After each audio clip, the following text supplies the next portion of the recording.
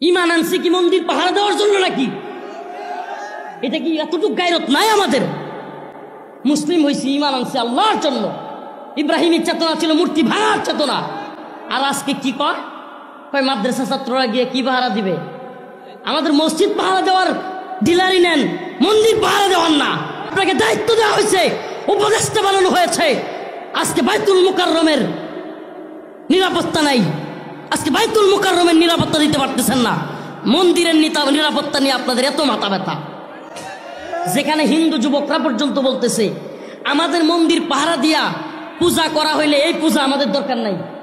হিন্দু যুবক বলতেছে আমাদের মন্দির পাহারা দিতে হবে কেন মুসলিমদের? আমরা বলি মন্দির যেমনি ভাবে আমরা ভাঙার কথাও বলি না, মন্দির পাহারা দিবে মুসলমান এটাও বলি না। যাদের মন্দির তারা পাহারা দিবে। আমরা মসজিদ কি তারা পাহারা দেয়? কথা কন না। আমাদের মসজিদ কি হিন্দুরা পাহারা দেয়? প্রিয় ভাইরা আমার, বন্ধুগণ আমার, হিকমতের নামে হচ্ছেটা কি?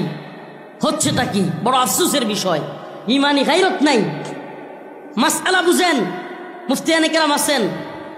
যদি কোনো দেশে ইসলামী শরিয়া শাসন থাকে এবং সেই দেশে অন্যান্য ধর্মাবলম্বীরা জিজিয়া দেয়, জিজিয়া এই ট্যাক্স না, যেটা মুসলমানও দেয়, হিন্দুও দেয়, বৌদ্ধও দেয়, খ্রিস্টানও দেয়। ট্যাক্স আর জিজিয়া এক জিনিস নয়। জিজিয়া হলো আইয়াদি ওয়া হুম সাগিরুন, যেটা লাঞ্ছনা অবস্থায় দেওয়া হয়। যেটা কি? যে আমি মুসলমান হচ্ছি না এই জন্য তোমাদেরকে জিজিয়া দেই, নতজানু হয়ে থাকি। মুসলমানরা কি জিজিয়া দেয়? মুমিনরা জিজিয়া দিবে? তাহলে ট্যাক্স আর জিজিয়া কি এক হয়েছে? ট্যাক্স তো মুমিন মুসলমান সবাই মিলে দেয়,